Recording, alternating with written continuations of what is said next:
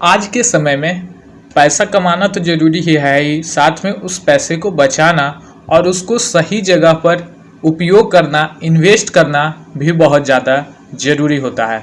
क्योंकि हम लोग जितना ज़्यादा कहीं पे अपने पैसे को इन्वेस्ट करते हैं उतना ज़्यादा पैसा हम लोग को ज़्यादा काफ़ी मिलता है। तो आज हम लोग उसी के बारे में जानने वाले हैं। यदि आप लोग को नहीं पता कि अपने पैसे को कहाँ आप लोग इन्वेस्ट कर रहे हो, बहुत सारे लोग होते हैं कि अपने शेयर मार्केट, स्टॉक मार्केट में अपने पैसे को क्या करते हैं, इन्वेस्ट कर देते हैं। आप उनको इतना भी नहीं मालूम होता है कि शेयर मार्केट अलग चीज़ है, स्टॉक मार्केट अलग चीज़ है। वो दोनों एक ही चीज़ को समझ करके पैसे को इन्वेस्ट कर देते हैं। उनको जो होता है उसके बारे में कुछ नहीं मालूम होता, लेकिन फिर भी वो उसमें इन्वेस्ट करते हैं। यही उनकी सबसे बड़ी गलती होती है।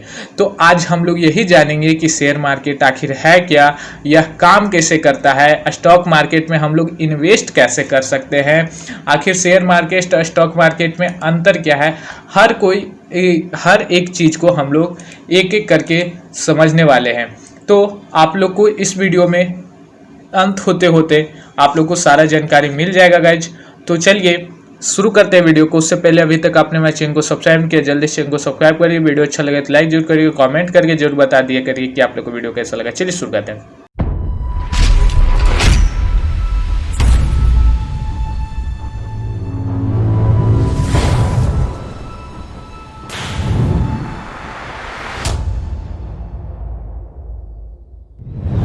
तो स्वागत है आप सभी का आपके अपने चैनल A to Z में। तो गाइज चलिए सबसे पहले हम लोग समझते हैं शेयर मार्केट और स्टॉक मार्केट में अंतर। वैसे तो बहुत ही छोटा डिफरेंस है शेयर मार्केट और स्टॉक मार्केट के बीच में, लेकिन फिर भी हम लोग को समझना पड़ेगा। यदि हम लोग कहीं पे भी इन्वेस्ट कर रहे हैं तो हम लोग दोनों जगह इन्वेस्ट कर रहे हैं, यानी दोनों लगभग सेम चीज़ है, लेकिन फिर भी तो हम लोग कहीं पर पैसा इन्वेस्ट करते हैं तो हम लोग को ये समझना जरूरी है। शेयर मार्केट वह होता है, जैसे कि मान लेते हैं किटकैट ने अपना शेयर निकाला है और 1 लाख शेयर उन्होंने निकाला है। तो मैं कुछ भी शेयर को खरीदता हूँ, 1000 शेयर खरीदता हूँ, तो मैं उस शेयर के जरिए उस कंपनी पे 1000 शेयर का मैं मालिकाना हक होगा मेरा, यानी कि मैं उस 1000 शेयर का मालिक बन जाऊंगा।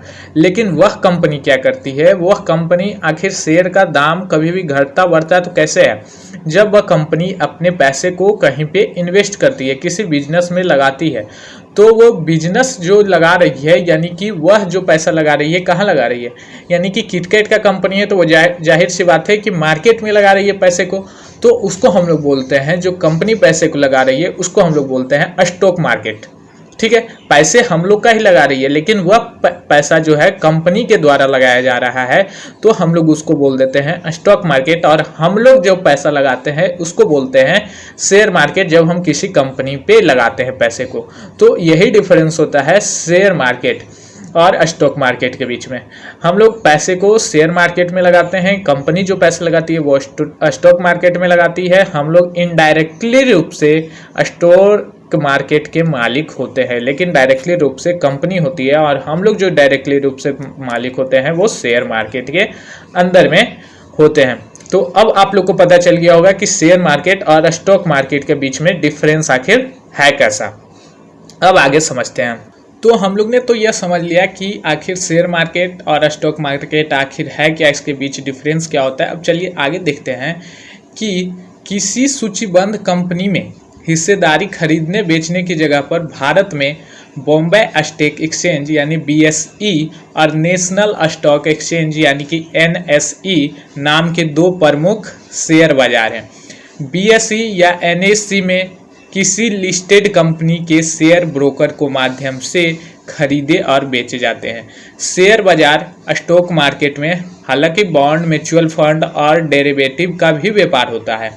स्टॉक बाजार या शेयर बाजार में बड़े रिटर्न की उम्मीद के साथ घरेलू के साथ साथ विदेश निवेशक भी काफ़ी निवेश करते हैं। अब हम लोग जानते हैं कि शेयर आखिर होते कितने प्रकार के हैं। वैसे तो शेयर का मतलब हर एक में एक ही है, लेकिन आखिर इन्हें 3 कैटेगरी में हम लोग बांटते हैं। पहला कॉमन शेयर्स, दूसरा बोनस शेयर और तीसरा प्रीफर्ड शेयर्स। सबसे पहला कॉमन शेयर्स जानते हैं। इन्हें कोई भी व्यक्ति खरीद सकता है तथा ज़रूरत पड़ने पर बेच सकता है। ये सबसे आम तरीके का शेयर है। दूसरा है बोनस शेयर्स। जब कोई कंपनी अच्छा मुनाफा करती है और वह कंपनी अपने शेयर धारकों को उसका कुछ हिस्सा देना चाहती है, इसके बदले वो पैसा नहीं देना चाहती, और अगर शेयर देती है इसे बोनस शेयर कहते हैं। बिना अगर वो पैसे के बदले में शेयर देती है तो उसे बोनस शेयर कहते हैं। और तीसरा जो है प्रीफेड शेयर, यह शेयर कंपनी द्वारा कुछ खास लोगों को लिए ही लाया जाता है।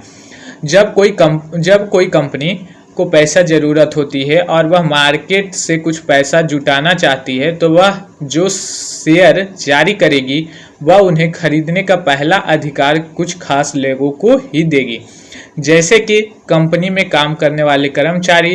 इस तरह के शेयर बहुत ही सुरक्षित माना जाता है।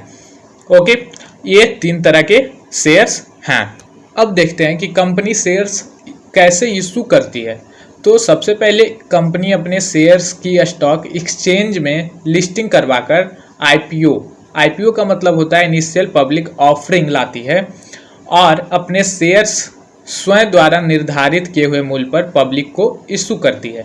एक बार आईपीओ पूरा हो जाने के बाद शेयर मार्केट में आ जाता है और स्टॉक एक्सचेंज और ब्रोकर्स के माध्यम से निवेशकों द्वारा आपस में खरीदे और बेचे जाते हैं। अब हम लोग बात करते हैं कि आखिर शेयर्स के दाम में ऊपर चढ़ाव घटाव क्यों आते रहता है।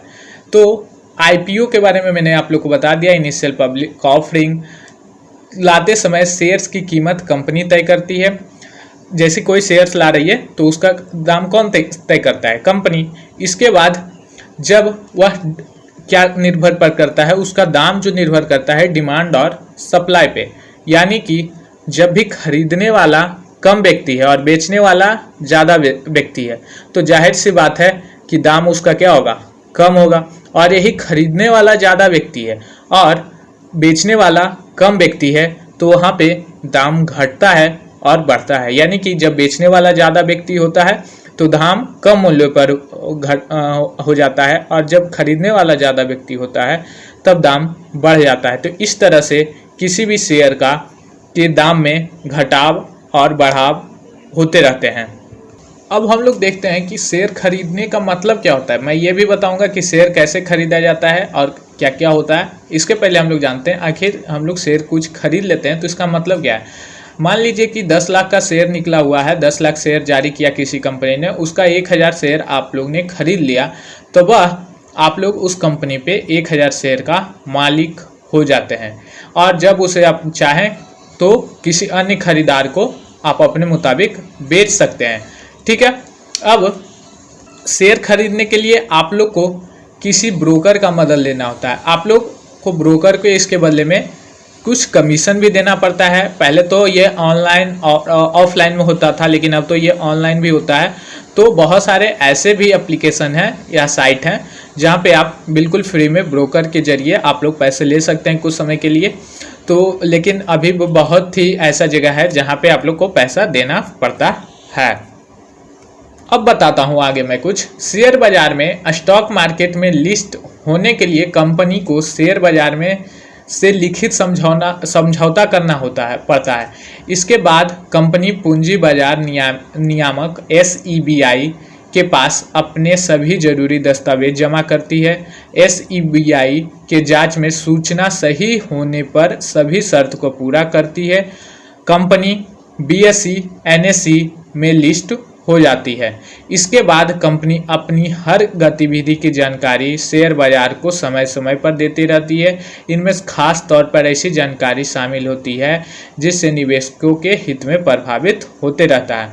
इससे यह फायदा होता है कि हम लोग जहाँ पे भी पैसा इन्वेस्ट कर रहे हैं तो वो पैसा हम लोग को सुरक्षित है, क्योंकि जो भी कंपनी शेयर ला रही है उसको पहले हिसाब देना पड़ता है हमारे भारत सरकार को, और उसके बाद में ही हम लोग शेयर खरीद सकते हैं या फिर बेच सकते हैं।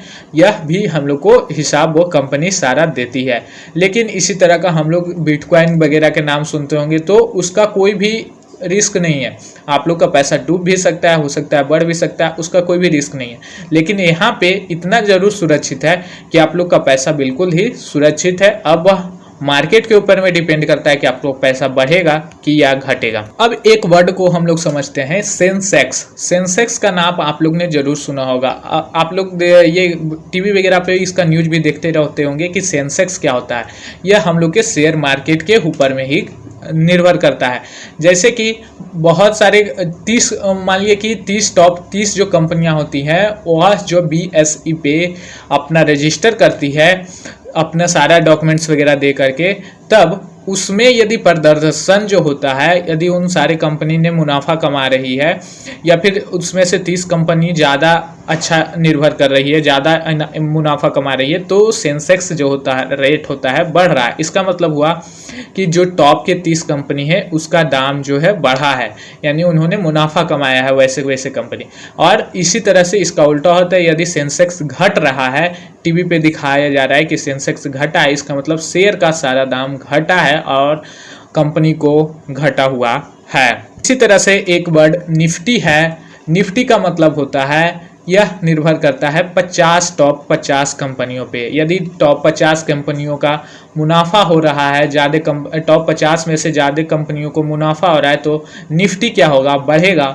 और ज़्यादा कंपनियों को, टॉप 50 में से ज़्यादा कंपनियों को घटा होगा तो वहाँ पे क्या होगा, निफ्टी घटेगा। तो इस तरह से निफ्टी और सेंसेक्स को हम लोग जानते हैं।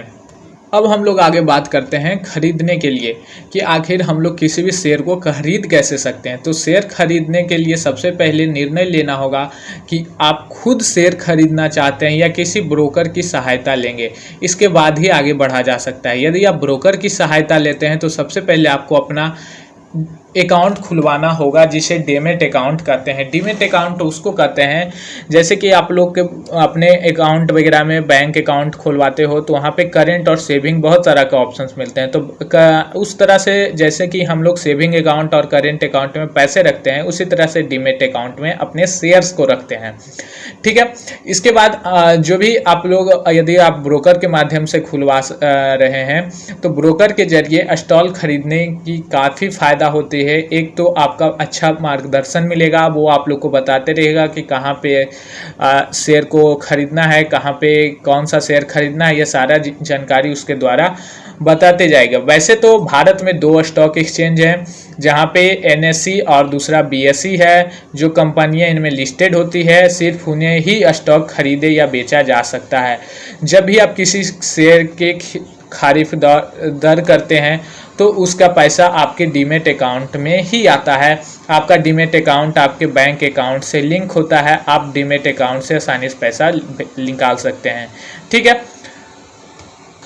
आप लोग ट्रेडिंग अकाउंट का यूज करके भी शेयर को परचेज कर सकते हैं और सेल कर सकते हैं। ट्रेडिंग अकाउंट के जरिए भी बहुत ज़्यादा निर्भर करता है। यदि आप ट्रेडिंग के बारे में और भी बहुत डिटेल्स में जानना चाहते हैं, मतलब कि कुछ भी और अधिक जानकारी चाहते हैं, तो आप लोग कमेंट करके बताइएगा, मैं उसके लिए आप लोग को अगला वीडियो लेकर के आऊँगा।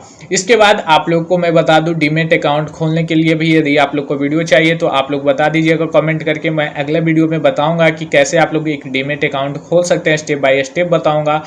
और वहाँ पे सारी जानकारी मैं डीमैट अकाउंट से भी रिलेटेड आप लोग को दे दूंगा, क्योंकि यह वीडियो काफ़ी लंबा हो गया है। ट्रेडिंग अकाउंट भी खोलने के लिए बहुत ज़्यादा वीडियो लंबा हो जाएगा फिर से, तो मैं अभी उसको नहीं बताता हूँ। लेकिन यदि मैं यहाँ पे आप लोग को बता दूँ, डीमैट अकाउंट बहुत सारा है जहाँ पे भी आप खोल सकते हैं, जैसे कि अप स्टॉक का है, ग्रो का है, तो यहाँ जीरोधा का है, बहुत सारे ऐसे हैं जहाँ पे जा कर के खोल सकते हैं। और जो बहुत ही जानकारी अच्छी आप लोग को जहाँ पे भी लगे तो वहाँ पे आप लोग खोल सकते हैं। तो यदि आप लोग से इसके रिलेटेड आप लोग को किसी तरह का और कोई जानकारी चाहिए, डीमैट अकाउंट वगैरह खुलाने के लिए अगला वीडियो चाहिए, तो आप हमें कमेंट करके बता सकते हैं। आप लोग को यह वीडियो कैसा लगा, आप लोगों को समझ में सारा आ गया कि नहीं आया, या फिर कोई भी और किसी प्रकार का कोई दिक्कत है तो आप हमें कमेंट करके पूछ सकते हैं। वीडियो अच्छा लगे तो लाइक जरूर करिए, कमेंट करके बता दीजिए कि आप लोग को वीडियो कैसा लगा। फिर मिलते हैं आपसे अगले वीडियो में, तब तक के लिए धन्यवाद।